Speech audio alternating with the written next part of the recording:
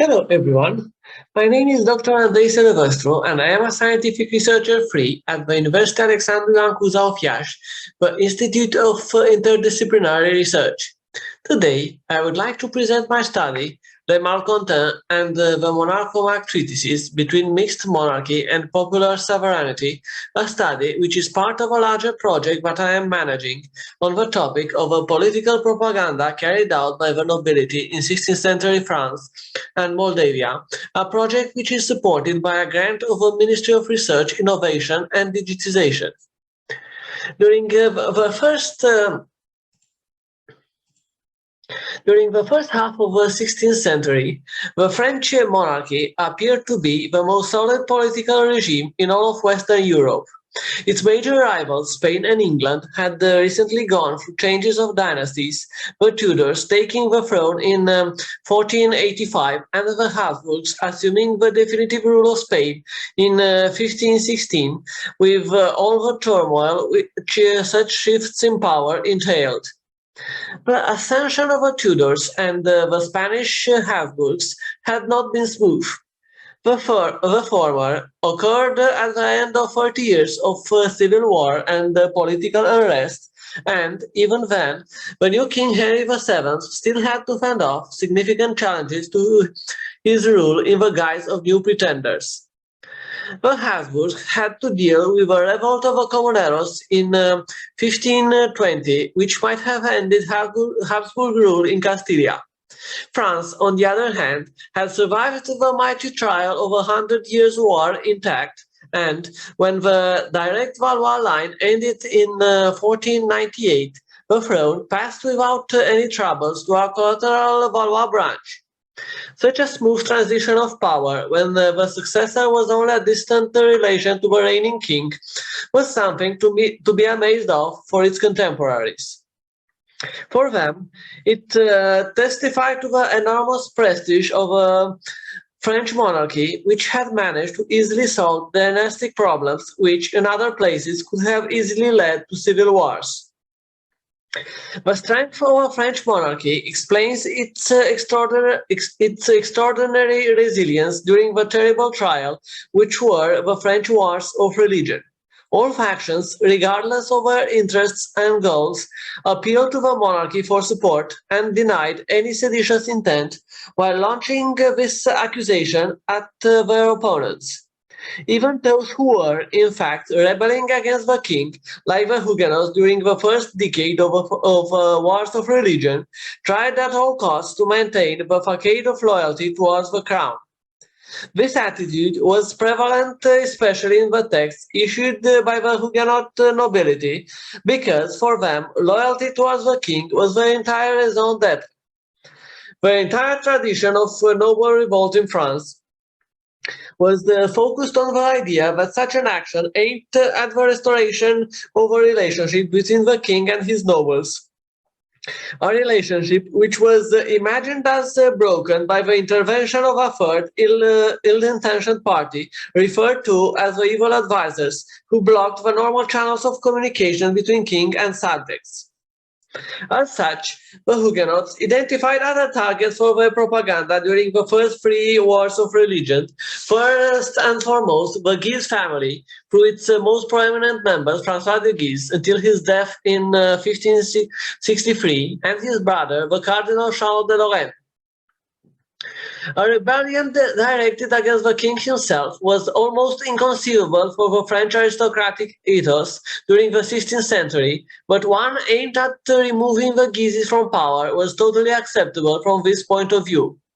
Assigning the blame to the Guises, who were accused of having usurped the royal authority by either keeping the king captive or by deceiving him, meant absolving the king of any role in the outbreak of hostilities.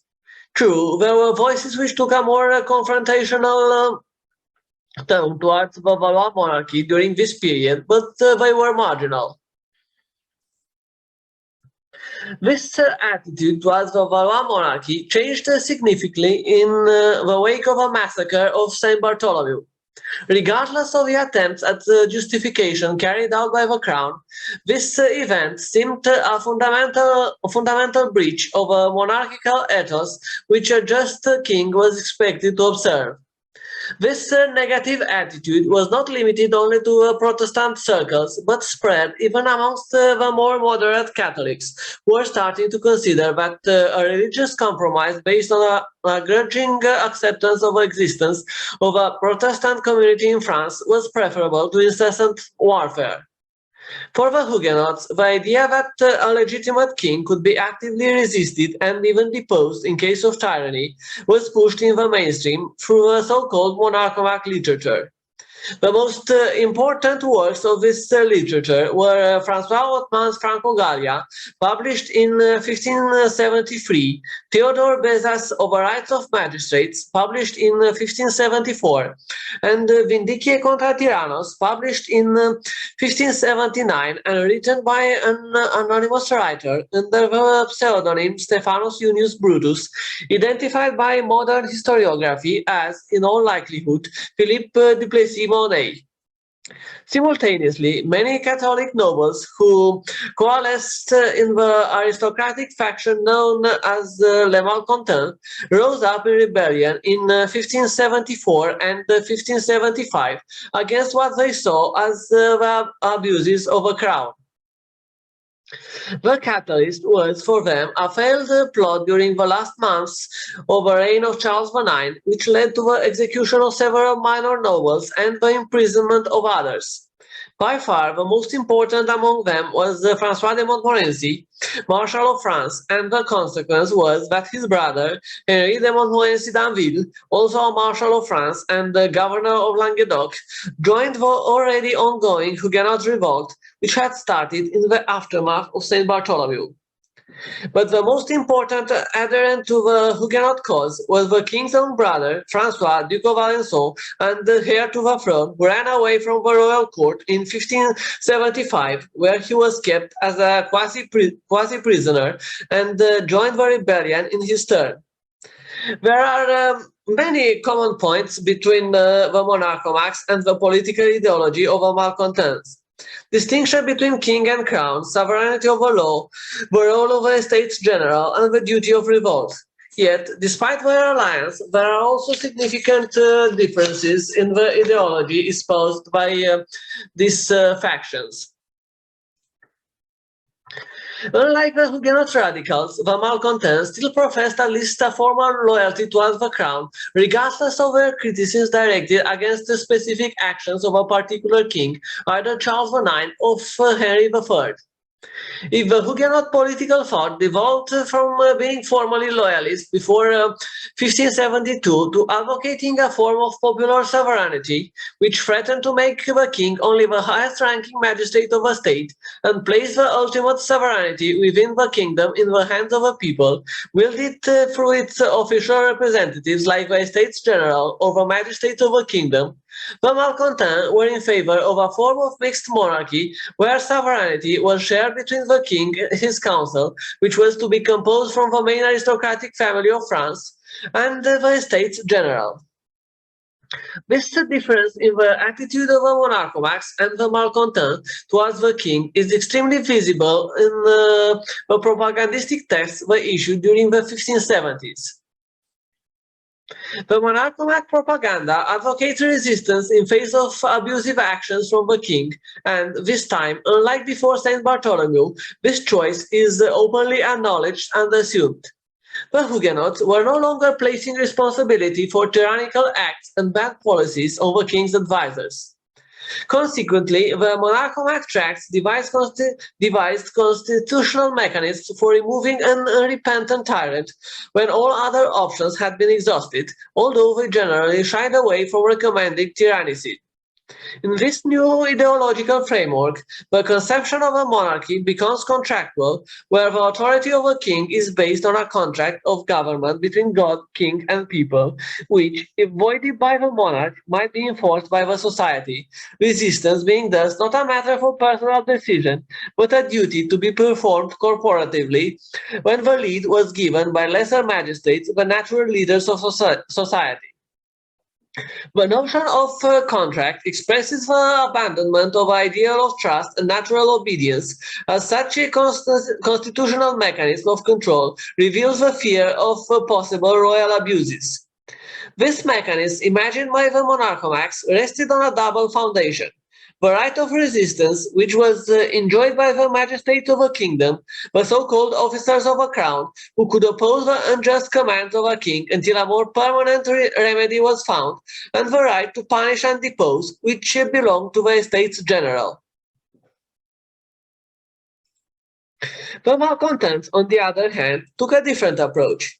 In a declaration issued at Montpellier on 13 November 1574, Henry de Montmorency d'Anville called the event of St. Bartholomew a cruel, perfidious, and inhuman slaughter carried out against the nobility of France, which provides a good suggestion regarding the mood of a large part of the French nobility, Catholic or not.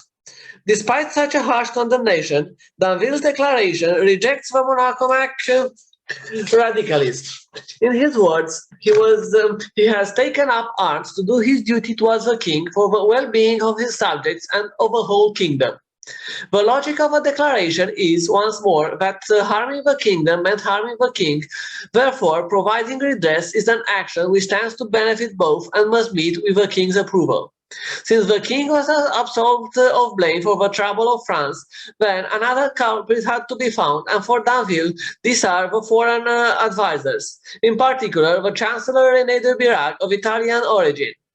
On the other hand, for the first time in this propaganda text, the members of the Guise family are not cast in the role of villains. But we're going to reassume this role together with the Italian foreigners in another propaganda text issued next year on 18 September 1575 by the king's own brother, François d'Alençon, who had joined the rebellion himself.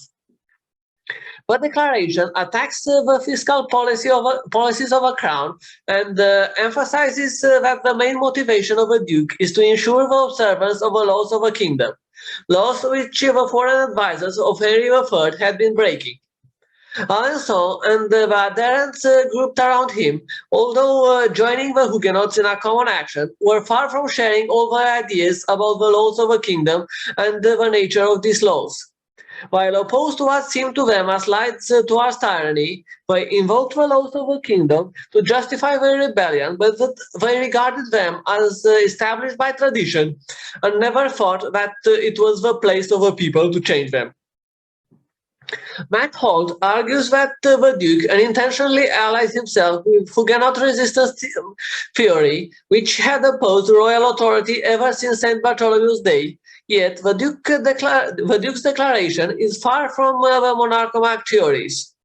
Far from criticizing the king himself, Alençon claimed that it was his intention not to do anything against the authority of Henry III, but rather remove the disturbers of the peace of the kingdom. Both Alençon and D'Anville's rebellion was not directed against the king, but rather it was about taking action in the king's place. The veiled reproach directed at the king is not tyranny, but a failure to do his royal duty.